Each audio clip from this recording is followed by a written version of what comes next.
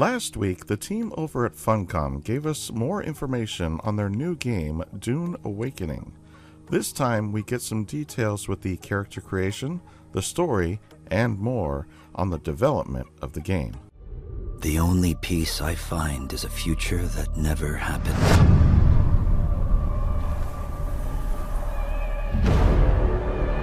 One where I, Paul Atreides, was never born. I created the future until it created me. But I see a narrow way, a path that might have been. What if my mother had obeyed her orders and given birth to a girl? Everything would change. Dr. Yue exposed before his betrayal. A world where my father lives. House Atreides surviving the Battle of Arrakis. Sardaukar deployed to protect the spice melange. A war of assassins spreading across the planet. Fremen exterminated. No Muad'Dib. No Lisan al-Gaib. No Kwisatz Haderach. All of my visions lead to horror. Except for this one. This one leads to you.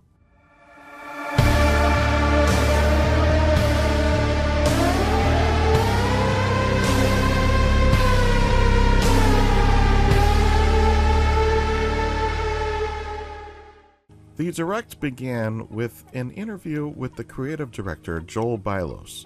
The first question asked about the decision to create an alternate timeline, one where Paul Atreides did not exist. Sure, so when we started working on the game, we knew that we wanted to have different factions, we wanted to have it set on Arrakis. And Paul, as a character, casts a shadow over everything that happens there. He's such an important figure to the universe. And we were looking for, like, how can we bring players in, make them feel like they have some agency in this world and they're not just going to join Paul. And so we looked in the timeline, we worked with our partners, the Herbert Estate and Legendary, and we found like a moment where Jessica made a choice about the child she was going to give birth to. And in our timeline, she gives birth to that daughter. And that changes everything, right? Paul not being there creates this real vacuum of power on the planet. There's still a lot of the same events occur because Duke Leto was still, training this force of elite fighters that made the Emperor jealous, which made him make a deal with the Harkonnens, which made, the Atreides still end up on Arrakis. But then because of the events that Jessica chose, she is now more tied to the Bene Gesserit faction, and they have trained her as a truthsayer, and she has the recognition of Yue's betrayal before it happens. And that leads to the Atreides being prepared for the Battle of Arrakis, which means that they manage to defend themselves, which means that they don't get wiped out. And that leads to these major factions being in conflict on the planet of Arrakis. This gives us some insight as to what the universe is now like, and it makes sense to do something like this for a game that is based on Dune, but is an MMO at its core. Had this been a single-player type game, then I am sure they would have gone in a different route. That said, this new timeline gives players a chance to influence the way things could have played out based on our individual choices. This is an interesting take on a beloved franchise. The next question asked why Paul's mother would make a different choice and have a daughter instead. Well, she's always been torn in her loyalties, right? She came to the Duke and she fell in love with the Duke, but she also had the agenda of the Bene Gesserit in her mind, right? And then there's the other side of course, that the Duke never made her his wife, and she has to make a decision. And of course, in the book, she made the Paul decision. In our game, she made the Aristay decision, and that I think that people are very complex, and she had these very complex ideas going on, and so torn in her loyalties. In this case, she chose the Bene Gesserit. I like that answer. As someone who has read the books in the series, Joel is right in stating that she is torn in her loyalties. She did have a choice to make in both the books and the films. She chose the Duke. However, in this game, she chose the Bene Gesserit. The next question asked about what her agenda is in this alternate timeline. I mean, Aristay has her own path to walk, right? And the path of the Lisan al-Gaib and the Kuzat's Haderach is not available to her, and it doesn't happen because events don't play out the same way. She doesn't end up in a situation where she has to face any of that. So she is a precocious girl. She grew up with the Bene Gesserit training that her mother would have given to Paul, the Mentat training that Thufir would have given to Paul. Right, she has sword masters like Duncan Idaho training her, and the great troubadour Gurney Halleck teaching her. So she has a lot of the same abilities and trainers as Paul, but she finds herself in a very different situation in the world because, of course, the end goal of the Bene Gesserit here is that the daughter of House Atreides marries the heir of House Harkonnen in order to create their Kuzat's Haderach. Again, this follows the books very closely. This was the plan that the Bene Gesserit had set forth, and it was only foiled when the decision to give the Duke a son was made. So now we get to see things begin to play out the way it was originally intended, which again is very interesting. The next question asked what happens with Arrakis now that the timeline is different. So after the war, or after the Battle of Arrakeen when the Harkonnen attacked, Duke Leto petitions the Landsraad, and the Emperor decrees that the war can continue on the surface of Arrakis, but it has to be contained there. So he says it's fine for them to fight as long as they're there, but he also declares that spice still has to flow freely. So he sends the Sardaukar to police the spice harvesting operations and make sure that spice still flows out of Arrakis and into the Imperium because it's such an important resource. What an odd take, though it does make sense from an MMO standpoint, as there does need to be some sort of narrative conflict. So basically, the Emperor has given his blessing for the Harkonnen and the Atreides to continue to fight one another, but it must be contained to Arrakis, and the spice flow must not be disrupted. I am not sure how that can happen while there is an active war between two very powerful houses.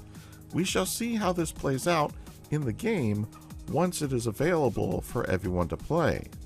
The next question asked about the Fremen. I think that's the central mystery of the entire game, right? The Fremen are missing. Imperium propaganda would say that they've been exterminated, but we have our doubts. So as a player, a part of the core story that you'll be following as a player is find the Fremen. And as you play through the world, you walk in the footsteps, you find the places where the Fremen once were, you explore their rites, you explore their culture, but where are the Fremen? And can you one day find them? I'm not going to answer that question, but that's part of what the story is all about. But their cultural impact is still very much felt as I'm traversing through Arrakis. Both their impact, like both the remnants of what they left behind when they left the abandoned Sieges and things like that, but also the vacuum of power, right? Because the Fremen that was their territory, and they were extremely fierce about defending it. And with them not in the area, other people have started to fill in the gaps. Okay, so the Fremen are missing, or presumed to be dead, but there are doubts, and this is a big part of the story. I wonder how this plays out. Assuming the gameplay is good, I really hope the story is as intriguing as it seems to be. The fact that Funcom are taking their time with this game does give me hope. The next question asked about the story and how it will work with the survival MMO. Absolutely. I think we want to give players a clear journey to follow in the game, right? So they can explore the world, and they have this backbone story thread that they're following through as well. If they're interested. If they're not interested, they don't have to care that much about it, right? It's there. But you follow a fairly in-depth story, and it's kind of always plans within plans. You know, so you're always having to think about what people actually want and what the motivation is. Like, why are you looking for the Fremen? Is it a really important question that you should probably ask yourself as a player? Like, what exactly have you been sent to do this for? And I think these kind of elements provide a little more motivation for players as they explore the world. Not much in that answer, at least nothing that has not already been discussed. The story seems to be sizable and will have you thinking about the choices you have available and the ones you choose to make. The next question asked if we will see similar things from the books and the movies within the game. Absolutely. I think that just because Paul doesn't exist, a lot of the factions have the agendas that they had, right? And they're still trying to achieve the things that they were trying to achieve even when Paul did exist, right? In his universe. So you will encounter, first of all, characters who maybe would have died in the books due to certain events. They're present in the game. You'll also encounter factions trying to achieve goals, but in a slightly different way because they don't have to account for the Paul element, right? So for players, it's great because I think Dune fans should get a kick out of exploring the way that the thought experiment of like, okay, if Paul's not here, what is here? And what are people trying to do, right? And I think that kind of leads to very interesting consequences as you play. Yeah, that was what I expected to hear. Paul not having existed will change little in terms of the ambitions of the other factions. The only thing that is different is that they no longer have to contend with the Paul element. The next question asked, how does the team make decisions for the game while still being true to the source material? Yeah, I mean, I think it's just a matter of like taking the source material as always the starting point, like being able to extrapolate out in ways that are like as logical as possible, and being able to say, look, I started here at point A, and my conclusion is, yes, I'm here at point B, and because of the old history, this makes a lot of sense as a logical conclusion. So we start there. Then, of course, we have like our partners at Legendary and the Herbert Estate who can keep us grounded and keep us in line with what we should be doing, right? So we run a lot of our stuff by them for fact-checking. Like we have this ridiculously long timeline document that we've written, and I think it's like 10,000 words of just timeline. And then we've shared that to get it approved by the Herbert Estate and things like that. So we do our research, and we always start with the source material. This is one thing that keeps me hopeful for the game to be good. They are working not only with the company that is producing the films, but they are also working with the Herbert Estate, which means they are working directly with the creators of this universe. We next hear from senior narrative designer Leah Talbot, who tells us about the spiritual side of the game. I have edited this section down due to the long pauses in the dialogue. In Dune, Paul uses the Fremen prophecy of the Messiah as a tool for survival, right? He sees the path ahead, he sees the consequences of this decision, but he has to push forward because all the other path leads to chaos and to the end of his family's legacy. Your story is also one of survival, but you are not Paul Atreides, and you'll have to embrace the chaos instead of avoiding it.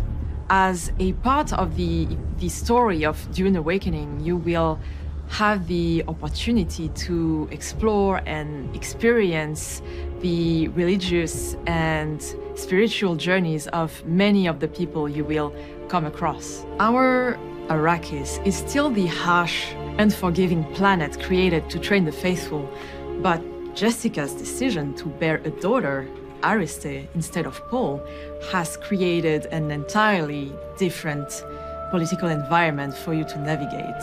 You will have to evolve in a world in turmoil, a world with no clear dominant force that is embroiled in a long and exhausting war of assassins. This power vacuum is breeding instability, but also opportunity for many, including you, the player. Arrakis is a crucible from which many factions and groups and sects have splintered and spread and festered, each with its own set of beliefs and waging a war against each other, fighting for their own little patch of desert. Like, for example, the Masquerade, who are a cult of religious fanatics who have copied and twisted even the Fremen way of life. As a player, you may not be the Messiah, but the spice will still guide you in your journey. You will have to learn the ways of the desert by following the teachings left by the Fremen and undergo the mystical trials of Akal. Because for the Fremen, learning to survive Arrakis is already in itself a spiritual awakening, a spiritual journey. Villeneuve's movies have shown us the danger of taking up the mantle of a spiritual leader. They have shown us the power that comes from it, but also the damage it can cause. This story, however, has already been told. Yours has yet to be written. So what we are hearing is that there are new factions that have formed and taken up the mantle to fill the void that the Fremen once filled. I am sure this is how learning new powers and abilities will play out, by meeting these smaller factions and completing quests they may give. If it is not entirely that way, it only seems logical that that would be part of the process. There are still so many questions that I have that have yet to be answered, but for now we must move on. Up next was producer Nils Ryborg with a look at the character creation. Hello, my name is Nils Ryborg, and I'm a producer here at the creative team at Funcom. Today I'll be walking you through the first moments of Dune Awakening, character creation, where we find out who you are and what you look like. Let's take a look. Here we have our character creation screen. Expression and customization is one of our key pillars in Dune Awakening, and that starts here. There's a lot of customization options available for you, but if you want a starting off point, or just want to move past the customization and straight into gameplay, you can make use of some of the preset character looks we've got available. If you're like me and like making your own character from scratch, however, then there's plenty of options for you to play with. You can change your body type and your general body shape, tweaking anything from height to the thickness of your arms or legs to adding freckles or even vitiligo.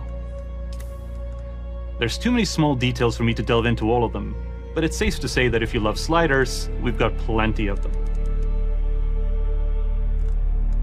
Apart from being able to tweak the minute details of your nose or your mouth, you can even affect your age. Look at that. Looks great to me.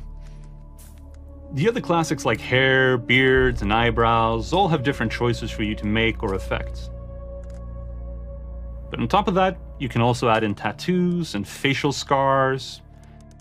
We even let you choose how faded with age they've become. Play around a bit with our makeup options, and soon enough I think you'll have a character you can enjoy exploring Arrakis with. Now that we've selected our physical appearance, we give our character a name and we continue, because we're more than just a pretty face. Customization is about more than just how you look. It's about who you are and where you come from. Have they told you what I am? Then I will sift your words for lies. Let's begin. Where were you born? Your character's background affects how they get to interact with the people of Arrakis, giving you different dialogue options depending on who you are. For the sake of this video, we'll be choosing the home planet of the Atreides, Caladan. A world of water. Homeworld of the Atreides.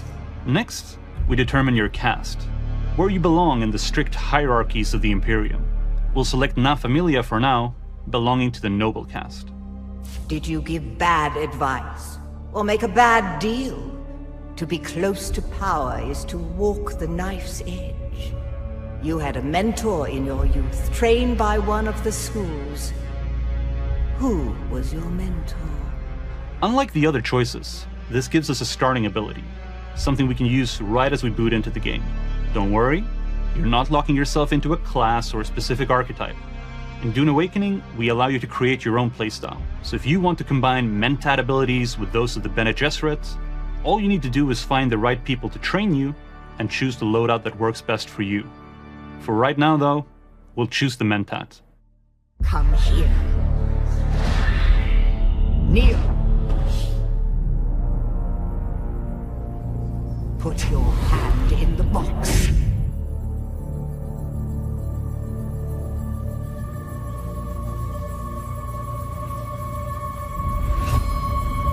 I hold at your neck the Gom Jabbar, the high-handed enemy.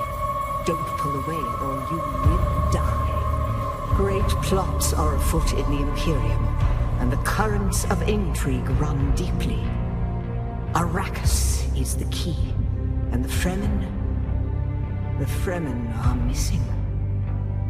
You will go to Arrakis as our agent, prisoner. You have one task. Find the Fremen, wake the sleeper. You will know when it is done.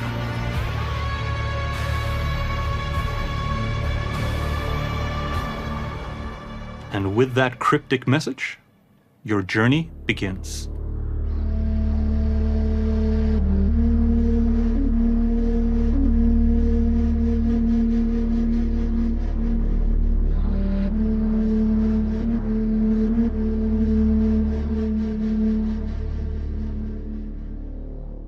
Alright, we got a great look at the character creation.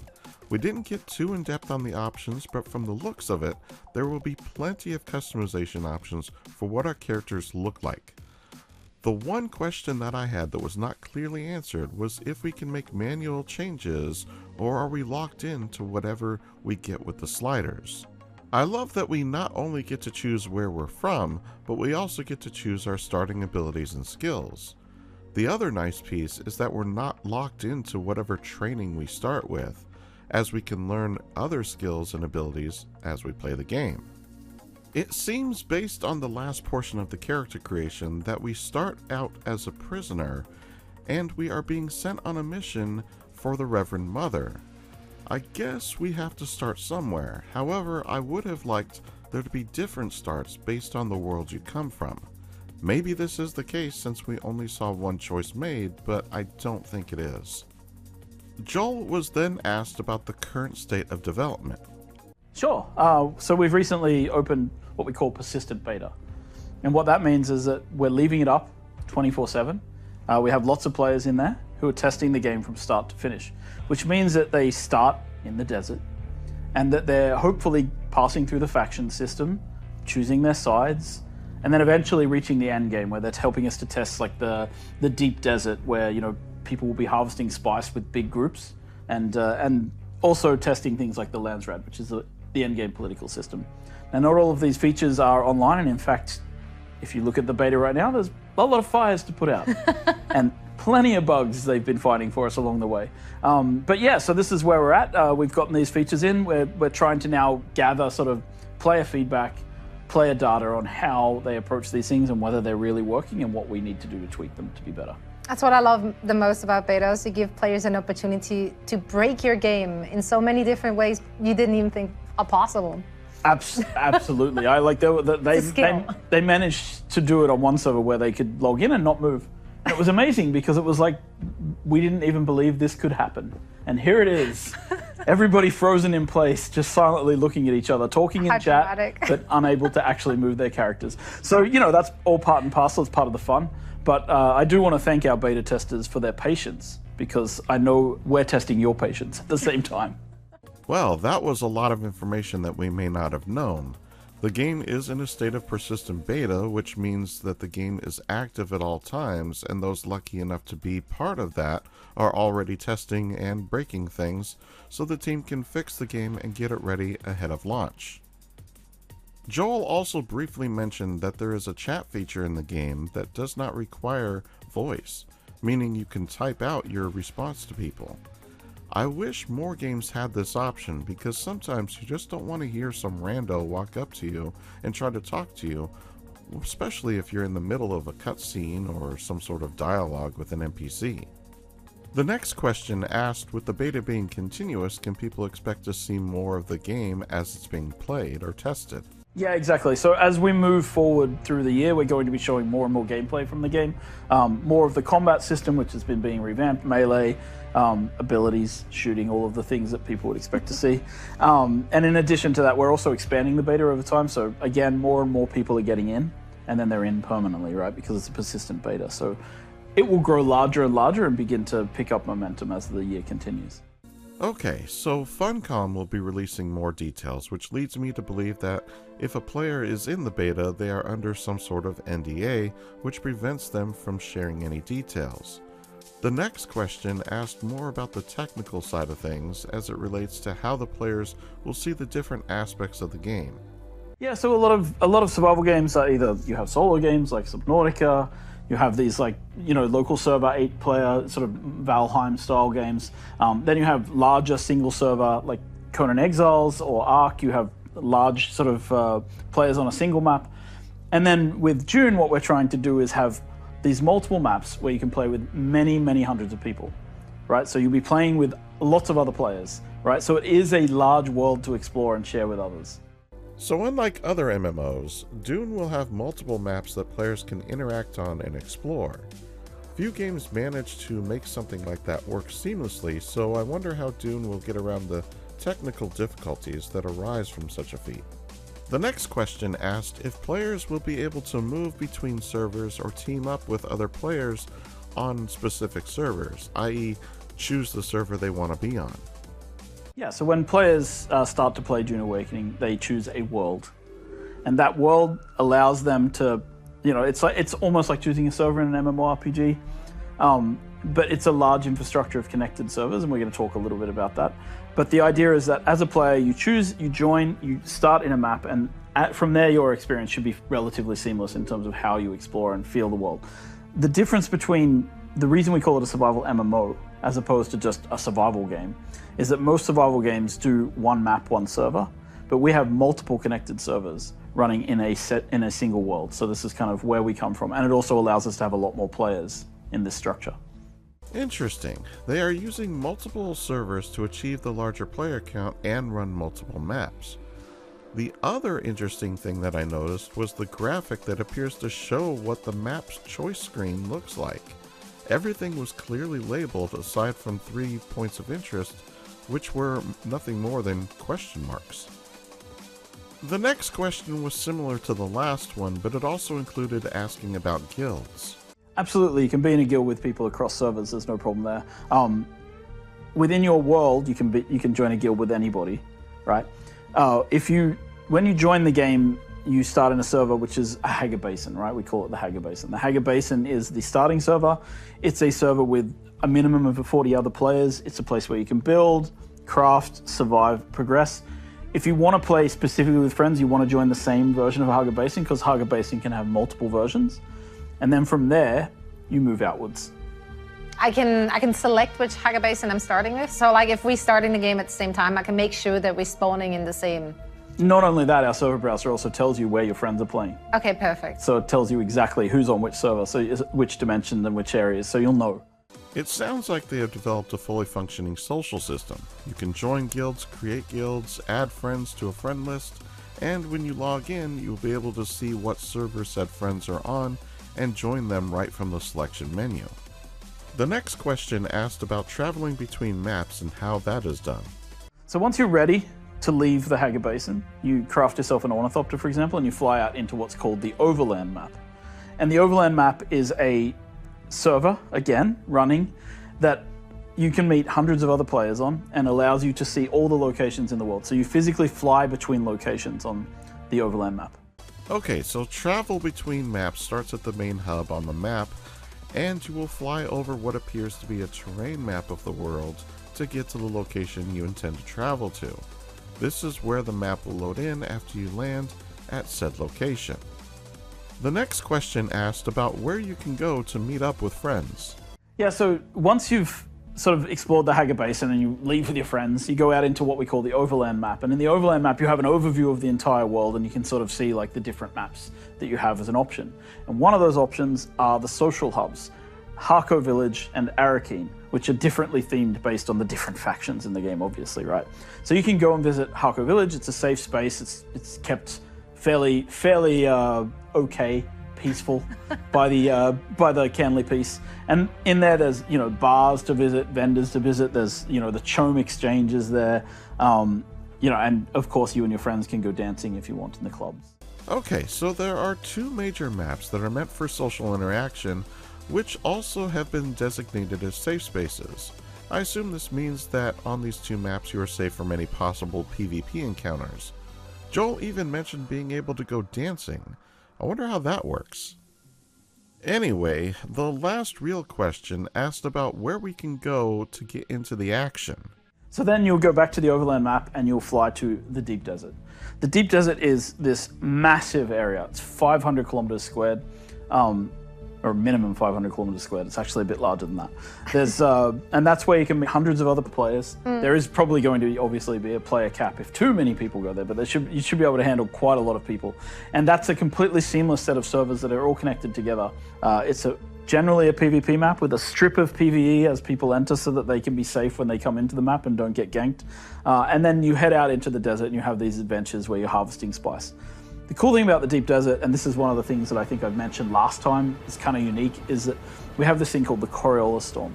And every week the Coriolis Storm wipes the deep desert and resets it with a new landscape and new points of interest. So it's an infinitely explorable space and a really cool place to hang with your friends. Wow, that was not expected. The deep desert is where we go for, I am sure, a variety of things to do, and the map is huge. Not only that, each week the map not only resets, but it also changes entirely. This means that they have implemented some sort of procedural generation as it is related to map creation. Joel also mentioned that there's a strip of land in the area where we spawn, so that it is safe from the PvP elements of the game, so players are not killed as they spawn in. I don't know about you, but I am excited to be able to play this game. Even though I'm not a fan of PvP, I will be playing this game as soon as I get a chance to do so. I have signed up for the beta, so fingers crossed, I hope to play soon. What do you think of the game so far? Do you plan on playing it? Do you have any questions that have not been asked? Sound off in the comments below. While you're at it, like, subscribe, and share. And as always, I'm just glad you stopped by, and I'll see you in the next one.